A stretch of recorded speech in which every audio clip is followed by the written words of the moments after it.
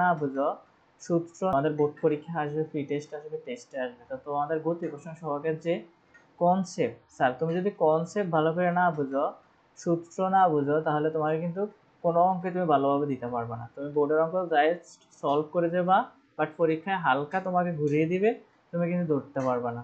তো তোমাকে সর্বপ্রথম হচ্ছে কনসেপ্টটা ভালোভাবে বুঝতে হবে। তোমাদের জন্য সারা সুন্দরভাবে একটা কনসেপ্ট তৈরি করছি, প্রেজেন্টেশন। আর তোমাদের জন্য গতি কোশ্চেন সহগের কিছু অঙ্ক সলভ করে দেবো। এই অঙ্কগুলো পারলে তোমরা সবগুলো অঙ্ক সলভ করতে পারবে নিজে নিজে। তো কনসেপ্ট সহ অঙ্ক শিখো, শুধু সূত্র দিয়ে অঙ্ক শিখলে হবে না, কনসেপ্ট সহ সূত্র সহ অঙ্ক শিখো, তাইলে তোমার পড়াটা বেটার হয়ে গেল। তো এসএসসি ক্যান্ডিডেট যারা আছো তোমরা অবশ্যই তোমাদের জন্য ভিডিওটা খুবই গুরুত্বপূর্ণ, তোমরা এটা স্কিপ করে যাবা না, ঠিক আছে? গতি ঘর্ষণ সহগ সম্পর্কে আমাদেরকে জানতে হলে সর্বপ্রথম জানতে হবে যে একটা মেঝেতে যখন আমরা কি করি, একটা বস্তু টেনে নিই, সমতল অবস্থা একটা বস্তুকে যখন টেনে নিই আমাদের কষ্ট হয় না? যখন আমরা একটা ফোর্স প্রয়োগ করি, আমরা বল প্রয়োগ করে একটা বস্তুকে টেনে সামনের দিকে আনার চেষ্টা করি, কিন্তু এর বিপরীত আরেকটা বল কাজ করে, সেটা হচ্ছে গতি ঘর্ষণ সহগ, মানে এটাকে টেনে ধরে রাখার চেষ্টা করে। তাহলে আমরা যত ভারী বস্তু তত বেশি বল প্রয়োগ করতে হয়, তত বেশি গতি ঘর্ষণ সহগ এখানে থাকে। তাহলে আমরা এই জিনিসগুলো আজকে দেখব এবং অঙ্ক করার চেষ্টা করব। তো এখানে দেখো, এই যে অ্যাপ্লাইড ফোর্স, ধরো তুমি এখানে কি করতেছো, তুমি বলটাকে রশি দিয়ে টাইনা সামনের দিকে নিতেছো, ঠিক আছে? এর বিপরীত আরেকটা সমতল মেজে আরেকটা বল কাজ করে, হচ্ছে ফ্রিকশন ফোর্স, মানে ঘর্ষণ বল, এখানে আরেকটা বিপরীত বল কাজ করে, ঠিক আছে? তাহলে আমরা একটা বুঝতে পারলাম যে একটা কি প্রযুক্ত বল থাকে একটা মেঝেতে, আরেকটা হচ্ছে ঘর্ষণ বল থাকে। তাহলে আমরা এবার সামনের দিকে অগ্রসর করি। গতি ঘর্ষণ বল কি? গতি ঘর্ষণ বল হচ্ছে যে একটি বস্তু যখন অন্য তলের উপর চলমান থাকে তখন তলটি বস্তুর গতির বিপরীত দিকে যে ঘর্ষণ বল প্রয়োগ করে তাকে গতি ঘর্ষণ বল বলে। তুমি বুঝতে পারছো? তুমি যখন একটা বস্তুকে কি করবা, সমতলে মানে কোন একটা সমান জায়গায় কি করবা, এটাকে টেনে আনবা, আনার চেষ্টা করে, বিপরীত দিকে যে ঘর্ষণ বল কাজ করে, বিপরীত দিকে আরেকটা ঘর্ষণ বল কাজ করলে এটাকে গতি ঘর্ষণ বল বলে। তুমি একটা জিনিস সবসময় মনে রাখবা, এটা তোমরা পরীক্ষায় ভুল করতে পারো, গতি ঘর্ষণ বল আর গতি ঘর্ষণ সহগ কিন্তু এক না, ঠিক আছে? গতি ঘর্ষণ এবং গতি ঘর্ষণ সহগ জিনিস এক নয়। যখন একটি বস্তু অন্য একটি তলের উপর চলমান অবস্থায় থাকে তখন তলটি বস্তুর গতির বিপরীত দিকে যে ঘর্ষণ বল প্রয়োগ করে তাকে গতি ঘর্ষণ বল বলা হয়। এটা হচ্ছে আমাদের গতি ঘর্ষণ বলের সংজ্ঞা। তাহলে স্যার গতি ঘর্ষণ সহগ কোনটি? গতি ঘর্ষণ সহগ হচ্ছে ওইটা, এই ঘর্ষণ বল কতটা হবে তা নির্ভর করে একটি বিশেষ রাশির উপর, একটি বিশেষ রাশির উপর, সেই রাশিটি হলো গতি ঘর্ষণ সহগ। তাহলে গতি ঘর্ষণ সহগ হচ্ছে, আমরা এটাকে কি বলতে পারি,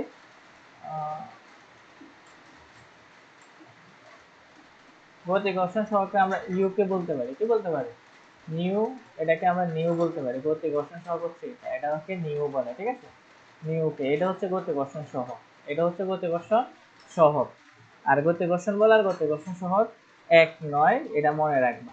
বস্তু চলতে শুরু করলে এই বল কার্যকর হয়। তাহলে গতি ঘর্ষণ বল কখন কার্যকর হয়? যখন একটা বস্তু একটা সমতল মেঝে বরাবর চলা শুরু করে তখন এই বলটা কি করে, কাজ করে। তার পরবর্তী হচ্ছে স্যার গতি ঘর্ষণ সহগের সূত্র। এই যে গতি ঘর্ষণ সহগ, গতি ঘর্ষণ বল এর উপর প্রযুক্ত রাশি যেগুলো কতটুকু মান হয়েছে সেটাই হচ্ছে আমাদের গতি ঘর্ষণ সহগ দ্বারা আমরা প্রকাশ করতে পারি, এটা নিউ কে। আর গতি ঘর্ষণ বল হচ্ছে এফ কে, মানে ফোর্স, কতটুকু বল দিছে। আর লম্ব প্রতিক্রিয়া বল হচ্ছে এন, লম্ব প্রতিক্রিয়া বল হচ্ছে এন। তাহলে গতি ঘর্ষণ সহগের সূত্র হচ্ছে নিউ K F K by N. এটা সবসময় মনে রাখবা, এটা হচ্ছে কিসের সূত্র? গতি ঘর্ষণ সহগের সূত্র। আমাদের যদি বলা হয় গতি ঘর্ষণ সহগ নির্ণয় করো, আমাদের পরীক্ষার মধ্যে আসবে, তাহলে আমরা এই সূত্র দিয়া কাজ করব। এন হচ্ছে লম্ব প্রতিক্রিয়া বল। তাহলে এখানে আমরা সমতল তলে লম্ব প্রতিক্রিয়া বলটা একটু যদি দেখার চেষ্টা করি, দেখো এখানে সমতলে একটা বল আছে, বলটা হচ্ছে তোমার এফ জি। তাহলে আমাদের এখানে একটা গ্রেভিটি কাজ করে না, অভিকর্ষ ত্বরণ আছে না, পৃথিবীতে গ্রেভিটি কাজ করে। আমরা জানি প্রত্যেকটা বস্তুকে কি করে, নিচের দিকে আকর্ষণ করে। তো নিচের দিকে আকর্ষণ করলে এখানে কি আছে, একটা অবশ্যই অভিকর্ষ ত্বরণ জি আছে। আর এই বস্তুটার একটা কি আছে, ভর আছে না, এই বস্তুটার একটা ভর কি আছে, এম, বর আছে এম, বর হচ্ছে এম। আর এইটা যে আমরা সামনের দিকে কি করব, সামনের দিকে অবিলম্ব বরাবর টেনে নিব, তাহলে অবিলম্ব বরাবর বল হচ্ছে এন, ঠিক আছে, বল হচ্ছে এন। তাহলে এন ইকুয়াল এম জি আমরা লিখতে পারি, সমতলে এন ইকুয়াল ডাব্লিউ, ডাব্লিউ মানে এম জি। তাহলে তাই আমরা লিখতে পারি তোমার সূত্রটা এফ কে নিউ কে ইন্টু এম জি। তাহলে এম হচ্ছে ভর, জি হবে হচ্ছে অভিকর্ষজ ত্বরণ, অভিকর্ষজ ত্বরণ হচ্ছে 9.8 মিটার পার সেকেন্ড স্কয়ার, এখানে ভুল হয়েছে, হবে না, 9.8 মিটার পার সেকেন্ড স্কয়ার, এটা তোমরা মনে রাখবা, মুখস্থ রাখবা। তারপরে আমাদের এখানে দেখো কিভাবে কাজ করে, একটা হচ্ছে আমাদের বিপরীতমুখী, আমরা যখন একটা বস্তুকে টানি না তখন আমাদের কি হয়, কষ্ট হয়, কেন কষ্ট হয়, সে বিপরীতমুখী একটা কি রিঅ্যাকশন, বিপরীতমুখী একটা ফোর্স কাজ করে। আমরা সামনের দিকে যখন একটা বস্তুকে টেনে, এবং যত ভারী বস্তু হবে তত বেশি কষ্ট হবে, তত বেশি বল প্রয়োগ করতে হবে, এবং তত বেশি এটা বিপরীত ঘর্ষণ বল থাকবে, মনে রাখবা, ঠিক আছে। তাহলে বস্তু টানলে টেবিল ব্লকের গতির বিপরীত ঘর্ষণ বল প্রয়োগ করে, ভারী বস্তু বেশি ঘর্ষণ, এন যত বেশি এফ কে তত বেশি, ভারী বস্তু হলে ঘর্ষণ বল তত বেশি হবে, এন মানে হচ্ছে এন এর মান যত বেশি হবে গতি ঘর্ষণ মান তত বেশি হবে। তলের প্রকৃতি একই থাকলে, তলের প্রকৃতি একই থাকলে ইউকের মান অপরিবর্তিত থাকবে, ঠিক আছে। তাহলে আমরা এটাও দেখলাম। এবার আমরা উদাহরণ দেখতে পারি, ধরো বর আছে 5 কেজি, নিউ গতি ঘর্ষণ সহগ হচ্ছে 0.3, আর এখানে অভিকর্ষজ ত্বরণ দেওয়া হচ্ছে 10 মিটার পার সেকেন্ড স্কয়ার। তাহলে অবিলম্বিক বল কত, অবিলম্বিক বল, যেহেতু আমি বস্তুটাকে করব, একটা বস্তু এখানে আছে,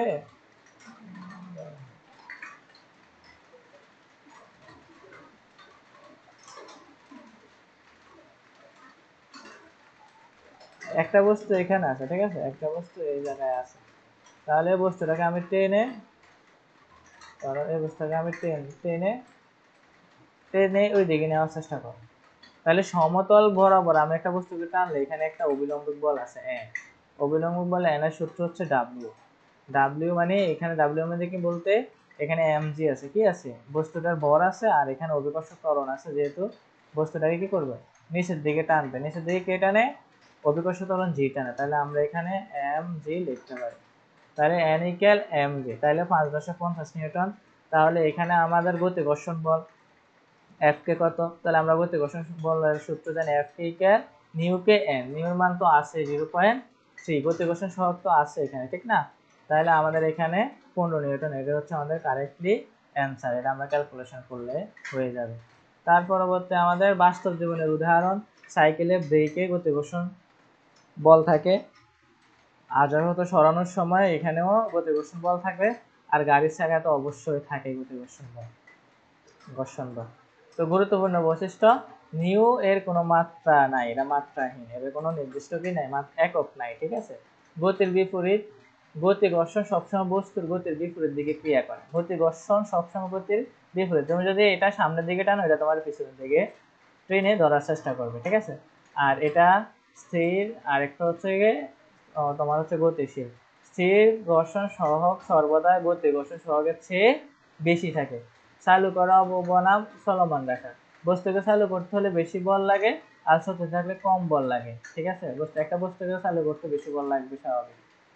তার পরবর্তীতে তোমাদের পরীক্ষার জন্য, এসএসসি পরীক্ষার জন্য মনে রাখবা খুবই ইম্পর্টেন্ট এই 4টা সূত্র, ঠিক আছে, 7টা সূত্র খুবই মনে রাখবা, যখন গতি ঘর্ষণ বল বাইর করতে বললে তখন তুমি F k equal mu k N সূত্র প্রয়োগ করবা। সূত্র যদি সমতলে থাকে, সমতলে থাকে তাহলে এখানে অবশ্যই কি আছে, এম জি থাকবে, তাহলে এফ কে নিউ কে এম জি। আর যদি সূত্র 3 হচ্ছে, যদি গতি ঘর্ষণ সহগ নির্ণয় করতে বলে তাহলে আমাদের এই সূত্রটা ইউজ করতে হবে, নিউ কে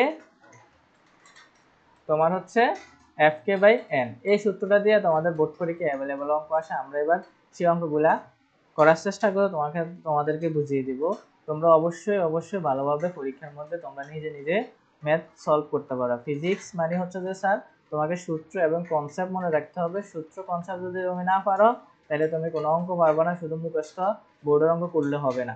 তো তোমাকে এবার স্যার একটা বোর্ডের অঙ্ক দেখাইতেছি, খুবই ইম্পর্টেন্ট, এটা হচ্ছে যে প্রায় সময় আসে পরীক্ষাতে, এইখানে তোমাদের জন্য স্যারে রেডি করে রেখেছি, দাঁড়া হ্যাঁ, এই যে প্রশ্ন এক, এক ব্যক্তি নির্দিষ্ট অবস্থান থেকে 2 কেজি বরের একটি বস্তুকে, এক ব্যক্তি নির্দিষ্ট অবস্থান থেকে, ধরো ব্যক্তিটা এখানে আছে, ঠিক আছে স্যার কি ব্যক্তি, মানুষ তো আঁকতে পারি না, যাই হোক নির্দিষ্ট অবস্থান থেকে 2 কেজি বরের, তাহলে 2 কেজি বর, এখানে 2 কেজি, এটা 2 কেজি বরের, 2 কেজি বরের একটি বস্তুকে 584 মিটার দূরে একটি বক্স, মানে বাক্স, ধরো বাক্সটা এরকম কত দূরে আছে স্যার, এটা থেকে এটা কত দূরে আছে, 584 মিটার দূরে আছে, 584 মিটার, 584 মিটার দূরে একটি বাক্সে ফেলানোর উদ্দেশ্য 10 সেকেন্ড যাবত, 10 সেকেন্ড যাবত, এই 10 সেকেন্ড যাবত এখানে সেই এই বক্সে ফেলানোর জন্য এখান থেকে এতটুকু পর্যন্ত সে কত 10 সেকেন্ড যাবত, 10 সেকেন্ড যাবত 10 নিউটন, কত নিউটন, 10 নিউটন বল প্রয়োগ করলো, পথের ঘর্ষণ বল 3 নিউটন, তাহলে এখানে যে এই বস্তুটা এখানে যাবে, এটা দিয়ে যাবে, এটা দিয়ে যাবে, এটার ঘর্ষণ বল F কে আমরা জানি, F কে, তাহলে F কে কত নিউটন দেওয়া হচ্ছে, F কে দেওয়া আছে 3 নিউটন। তো এখানে আমাদের উদ্দীপকে এইসব কথাগুলো বলছে, আমরা মাথায় ডায়াগ্রাম করে এঁকে রাখবো। বস্তুর উপর পথের গতি ঘর্ষণ সহগ নির্ণয় করো। তো গতি ঘর্ষণ সহগ বলছে, গতি ঘর্ষণ সহগ আমরা জানি স্যার, গতি ঘর্ষণ সহগ কি, নিউ কে, ঠিক না, তাহলে নিউ কে সূত্র তো আমরা জানি F K by N, F K by N, তাহলে এটা দিয়ে আমরা এন ও জানি, এন হচ্ছে অবিলম্বিক বরাবর যদি কোনো একটা বস্তু থাকে সেখানে কি থাকে স্যার, যেখানে কি থাকে এন ইকুয়াল এমজি থাকে, এমজি থাকে, এম এর মান আছে 2 কেজি, জি এর মান আমরা জানি 9.8, তাহলে আমরা তো এন এর মানও পেয়ে গেলাম, এফ এর মানও আছে, তাহলে আমাদের গতি ঘর্ষণ সহগ অঙ্ক করতে অসুবিধা কি, এটা তো সবচেয়ে সহজ আমাদের কাছে এখন, তাহলে আমরা অঙ্কটা করে ফেলবো। দেখো আমি তোমাদের জন্য এখনো মানগুলো উঠে রেখেছি খুব সুন্দরভাবে। এসে বস্তুর বদ দেওয়া আছে কত কেজি স্যার, বস্তুর দেওয়া বদ দেওয়া আছে আমরা 2 কেজি, একটু আগে দেখালাম। বস্তু পথের ঘর্ষণ বল দেওয়া আছে এফ কে 3 নিউটন, দেখাইলাম। অভিকর্ষ ত্বরণ আমরা জানি 9.8 মিটার পার সেকেন্ড স্কয়ার। বস্তুর উপর অবিলম্বে বল প্রতিক্রিয়া বল এন, ঠিক আছে, প্রতিক্রিয়া বল হচ্ছে এন, সেটা আমরা বাইর করব। আর গতি ঘর্ষণ সহ ইউকে ওয়াট, তাহলে আমরা জানি লিখবো, আমরা জানি, আমরা জানি তোমার অবিলম্বক বল,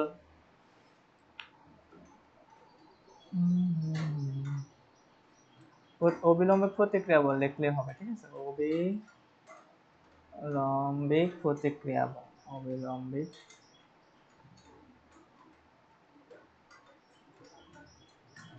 প্রতিক্রিয়া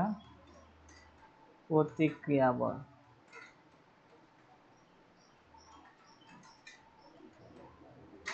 n equal mg, তাহলে m এর ভ্যালু হচ্ছে স্যার 2, g এর ভ্যালু হচ্ছে 9.8, আর 2 9.8 এর সাথে আমরা যদি গুণ করি তাহলে আমাদের মানটা মেবি আসে 19.6 নিউটন।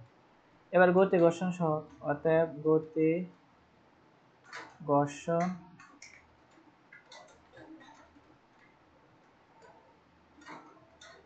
সহগ হচ্ছে তোমার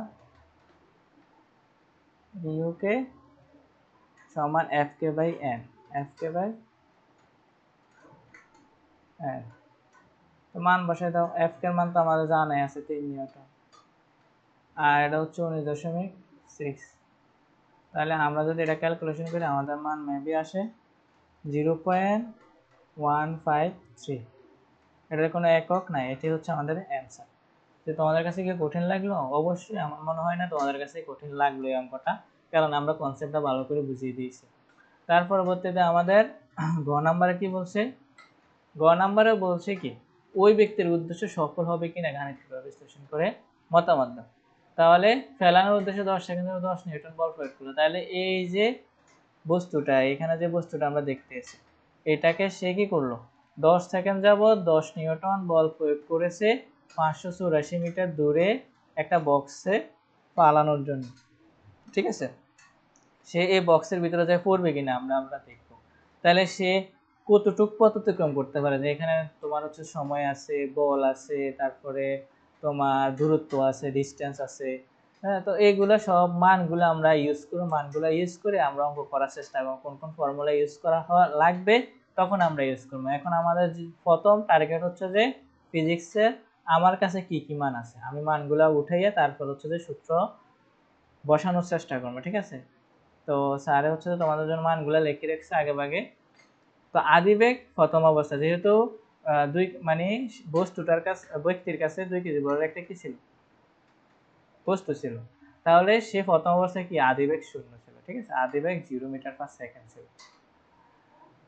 তো তার ভর আমরা জানি কত স্যার, 2 কেজি, ঠিক আছে। তো তার ঘর্ষণ বল আমরা জানি পথের যে পথ, সে পথ দ্বারা অবিলম্ব যাবে, তার ঘর্ষণ বল হচ্ছে যে তোমার 3 নিউটন, ঘর্ষণ বল হচ্ছে 3 নিউটন। আর বস্তুর উপর প্রযুক্ত বল, সে এই বলের মধ্যে কি ফোর্স, প্রযুক্ত বল দেওয়া হচ্ছে কত নিউটন, 10 নিউটন। সে এই বলের মধ্যে বল প্রয়োগ করছে, এই বস্তুর মধ্যে বল প্রয়োগ করছে। সময়টি কত সময় ধরে, 10 সেকেন্ড সময় ধরে, 10 সেকেন্ড সময় ধরে। বাক্সের দূরত্ব এখানে একটা কি আছে, ধরো এই জায়গার মধ্যে একটা, এই জায়গার মধ্যে একটা বক্স আছে, এই জায়গার মধ্যে একটা বক্স আছে, তাহলে এই এখান থেকে তার হচ্ছে যে এতটুক দূরত্ব হচ্ছে 584 মিটার, 584 মিটার 10 সেকেন্ড যাবত। তাহলে 10 সেকেন্ড যাবত সে কি করছে, এটার উপর বল প্রয়োগ করছে। তাহলে আমরা বলের সূত্র কি জানি স্যার, বলের সূত্র আমরা জানি F ইকুয়াল ma না, F ইকুয়াল ma না, তাহলে এই মানে ত্বরণ। তাহলে 10 সেকেন্ড যাবত যেহেতু সে কি করছে, বল প্রয়োগ করছে, তাহলে এখানে ত্বরণটা কত। আর তার যেহেতু আদিবেগ 0 ছিল, যখন সে একটা বস্তুর মধ্যে বল প্রয়োগ করে, তাহলে তো সে বেগপ্রাপ্ত হয়, সে সামনের দিকে অগ্রসর হবে, তাহলে তার শেষ বেগও কত, শেষ বেগ কত, একটা সময় যায় কি থেমে যাবে না, তার শেষ বেগ হবে 0, তার শেষ বেগ হবে 0। তাহলে আমরা মানে এই বস্তুটা যখন সে কি করছে, এখান থেকে যাত্রা শুরু করছে, যাইতে যাইতে যাইতে যাইতে যাইতে যাইতে একটা সময় সে এখানে স্টপ হয়ে যাবে না, স্থির হয়ে যাবে না, তাই এই কারণে শেষ বেগ 0 ধরা হয়েছে আর কি। তো এবার আমরা এখান থেকে ত্বরণটা বের করার চেষ্টা করব, দেখি কি অবস্থা। তারপর আমরা তাহলে আমাদের এখানে যে যে মানগুলো আছে ওই মানের উপর নির্ভর করে আমরা সর্বপ্রথম হচ্ছে যে ত্বরণ বাইর করার চেষ্টা করব, ঠিক আছে। তাহলে আমরা জানি লিখব, আমরা জানি, আমরা জানি না F ইকুয়াল ma, তাহলে আমরা এখানে স্যার ma লিখলাম, যেহেতু আমাদের ত্বরণ লাগবে, ইকুয়াল লিখলাম, তারপর F লিখলাম, কোনো অসুবিধা আছে, এটা লেখা যে কথা ওইটা লেখা একই কথা। তাহলে এখানে তার হচ্ছে যে ফোর্স দিল 10 নিউটন এবং বাধা খাইলো কত, 3 নিউটন, তাহলে তার বল কি বাড়বে না কমবে, কমবে অবশ্যই, তাহলে আমরা মাইনাস F কে দিয়ে দিই, ঠিক আছে। যেহেতু এখানে কি আছে, একটা ঘর্ষণ বল আছে, বাধাগ্রস্ত বল আছে, এই কারণে এখানে মাইনাস দেওয়া হয়েছে, m equal f minus f কে। তাহলে এখান থেকে আমরা ত্বরণটা বের করে নিব সহজভাবে, m। তাহলে এখানে আমরা মান বসাই দেব, সবগুলোর মান তো আমাদের আছে। f এর ভ্যালু আছে কত নিউটন, f এর ভ্যালু আছে 10 নিউটন, 10 বসাও, মাইনাস f এর মান আছে কত নিউটন, 3 নিউটন বসাও, m এর মান আছে কত স্যার, 2 কেজি বসাও। তাহলে এখানে 10 থেকে 3 গেলে আর থাকে 7, 7 দ্বারা 2 রে ভাগ দিলে হয় 3.5। ত্বরণ একক কি sir, metre per second square. তাহলে 3.5 মিটার পার সেকেন্ড স্কয়ার তার ত্বরণ। তো ত্বরণ যেহেতু 3.5 মিটার পার সেকেন্ড স্কয়ার ছিল, এই ত্বরণ এসে কতটুকু পথ অতিক্রম করছে সেটা আমাদেরকে বাইর করতে হবে না। সেহেতু 10 সেকেন্ড কি করছে, 10 সেকেন্ড সে বল প্রয়োগ করছে, তাহলে 10 সেকেন্ড অতিক্রান্ত দূরত্ব সে পথ অতিক্রম করবে, কারণ 584 মিটার দূরে একটা বক্স আছে, তাহলে সে কতটুকু পথ অতিক্রম করলো, 10 সেকেন্ড আগে করতে হবে। 10 সেকেন্ড অতিক্রান্ত দূরত্ব, অতিক্রান্ত দূরত্ব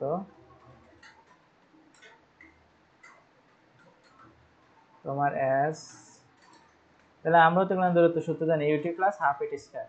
যেহেতু এখানে কি আছে, ত্বরণ আছে, ত্বরণ আছে যেহেতু এই কারণে আমরা এই সূত্রটা ইউজ করব, ইউটি প্লাস হাফ এ টি স্কয়ার।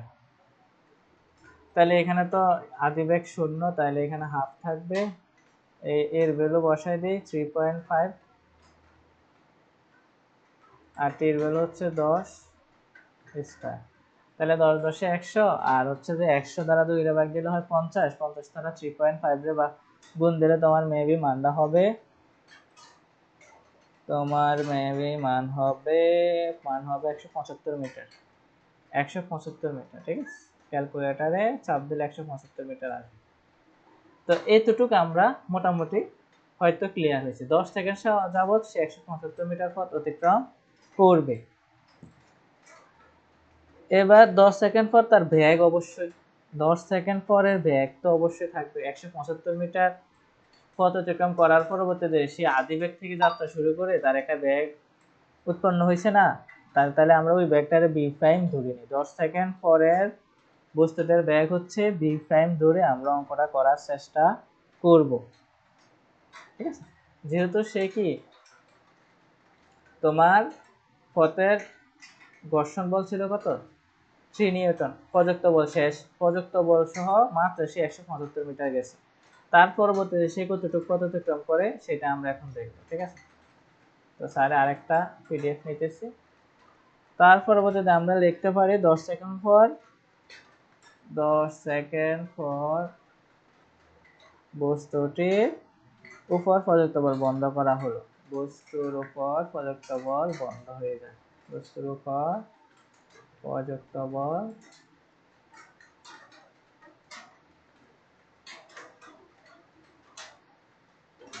বন্ধ করা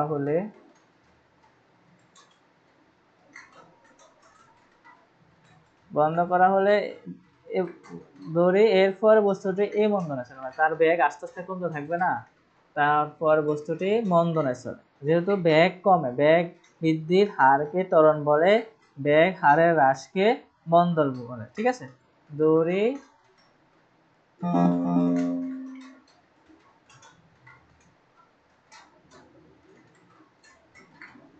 দড়ি তোমার এরপর বস্তুটি মন্দনে চলে, এরপর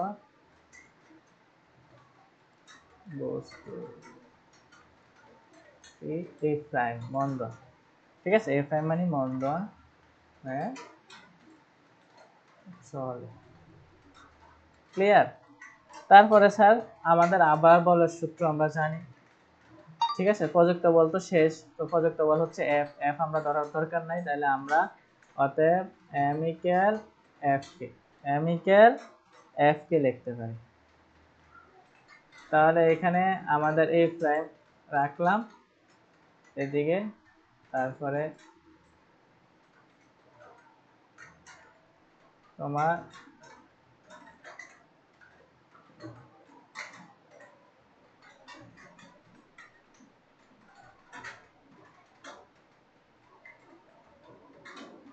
এফ কে দেখলাম, এদিকে একটু সমস্যা হইতেছে আমার।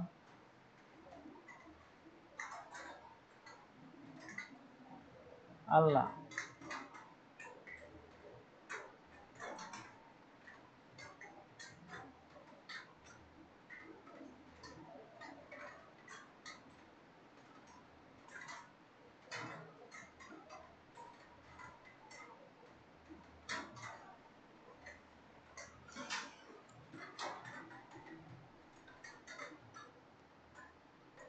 আচ্ছা স্যার এদিকে মার্কারে অসুবিধা হইতেছে, এখানে স্যার দেখেন A M A prime equal হচ্ছে এফ কে, তাহলে এ প্রাইম সমান সমান হচ্ছে এফ কে বাই এম। তাহলে আমাদের এবার মান বসে দিই, এফ কে মান হচ্ছে 3 হচ্ছে 2, তাহলে এ প্রাইমের মান হচ্ছে তোমার 3 দ্বারা 2 এর ভাগ দিলে হয় কত 1.5, তাহলে 1.5 মিটার পার সেকেন্ড স্কয়ার। তাহলে স্যার সে 1.5 মিটার পার সেকেন্ড স্কয়ার, তার বেগটা তো আমি জানি না, ঠিক আছে, তার বেগ আমাদেরকে জানতে হবে। তাহলে আমরা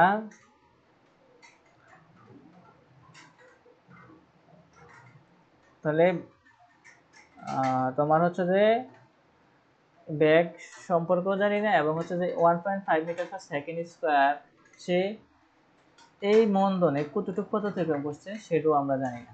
তাহলে স্যার আমরা যদি এখন আমাদের এখানে কি নেই, আমাদের এখানে সময় নাই, এই মন্দনে চলছে কতটুক সময় চলছে এটা তো আর জানি না, তাহলে আমরা তো S equal U T plus half A T square বসালে হবে না, যেহেতু আমাদের কাছে এ আছে আর বস্তুটা শেষ বেগ একটা সময় জায়গা সে কি করবে, এখান থেকে সে যাত্রা শুরু করতে করতে করতে একটা সময় জায়গা স্থির হয়ে যাবে না, তাহলে তার শেষ বেগ কত হবে, 0 হবে না। তাহলে আমরা জানি বেগ শেষ বেগটা 0 আছে এবং তোমার হচ্ছে যে এ আছে, আর তোমার সম্পূর্ণ দূরত্ব মানে মেবি আছে, সেটা হচ্ছে আমাদের সেটা হচ্ছে আমাদের 584, সেটা হচ্ছে আমাদের 584। সে কতটুকু পথ অতিক্রম করতে পারবে কিনা সেটাই আমরা দেখব। তো দেখার জন্য আমাদের মন্দনে সে কতটুকু পথ অতিক্রম করছে সেটা আমাদেরকে বাইর করতে হবে না, তাহলে আমরা ওইটাই বাইর করব। আমাদের সূত্র কোনটা ইউজ করবো সেটাই আমাদেরকে দেখার বিষয়, ঠিক আছে।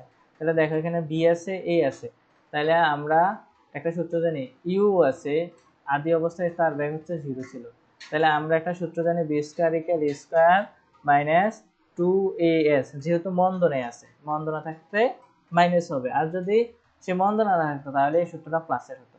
তাহলে আমরা এই সূত্রটা এখন ইউজ করব, বি স্কয়ার ইকুয়াল এ স্কয়ার মাইনাস 2as।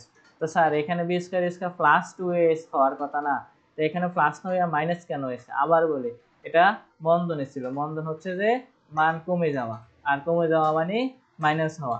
তাহলে এখানে আমাদের শেষ বেগ কত স্যার? আমরা জানি সে আদি অবস্থায় 0 ছিল, একটা সময় আবার সে স্থির হয়ে যাবে, ওইখানে যে সে পড়বো তার কোনো বেগ থাকবে না, তাহলে শেষ বেগও 0 আমরা জানি। আর এখানে আমাদের এর ভ্যালু আছে, আর আমরা এখান থেকে এস এর ভ্যালুটা বের করে নেব, শেষ, সোজা কথা, সহজ সিস্টেম। তাহলে আমাদের এখানে আমরা মান বসিয়ে দিতে পারি।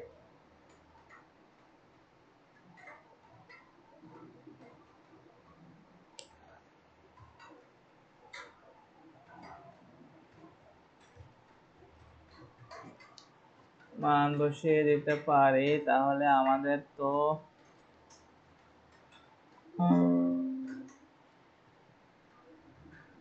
আরেকটা কথা ছাড়া বলে ফেলছি, সেটা হচ্ছে দেখো, সে ধরো এখান থেকে সে আদিবেগে যাত্রা শুরু করে, ঠিক আছে। আদিবেগে যাত্রা শুরু করার পরবর্তীতে সে তো এতটুকু থেকে এতটুকু 175 মিটার পর্যন্ত যায়, ঠিক না?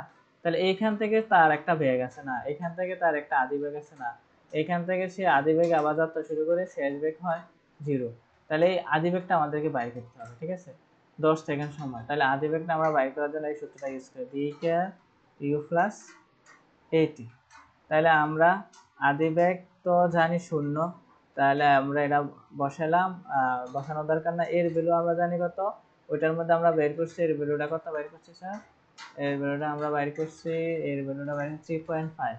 তাহলে আমরা এখানে 3.5 আর ইনটু সময় হচ্ছে 10, তাহলে 3.5 আর 10 দ্বারা যদি গুণ দিই তাহলে আমাদের মানটা বেবি বাইর হয় 35.5 মিটার পার সেকেন্ড।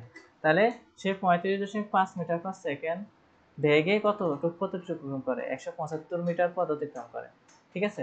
তারপরে যেহেতু 135 মিটার পার সেকেন্ড বেগে সে অতিক্রম করে, তো এইখান থেকে সে আবার মন্দনে যাত্রা শুরু করে, এখান থেকে এটা আদি বেগ হয়ে যাবে না, এখান থেকে আদি বেগ হয়ে যাবে এবং মন্দনে একসময় সে থেমে যাবে, এটা হচ্ছে শেষ বেগ।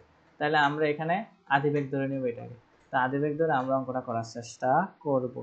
আশা করি প্রিয় শিক্ষার্থীরা তোমরা বুঝতে পেরেছো। তাহলে আমরা এখানে মান বসিয়ে দেব, বি স্কয়ারের মান তো 0 হবে, তাহলে 0 স্কয়ার, আদিবেগের মান হচ্ছে 35 স্কয়ার মাইনাস 2, ত্বরণের মান হচ্ছে 1.5, আর এস এর ভ্যালু আমরা জানি না। তাহলে এখান থেকে আমরা কি করব, ওইটারে পুরোটা পক্ষান্তর করে ওইটাই পাশে নিলাম, তাহলে এখানে আমাদের এস থাকলো, আর হচ্ছে তোমার 35 উপরে থাকবে 35 স্কয়ার, আর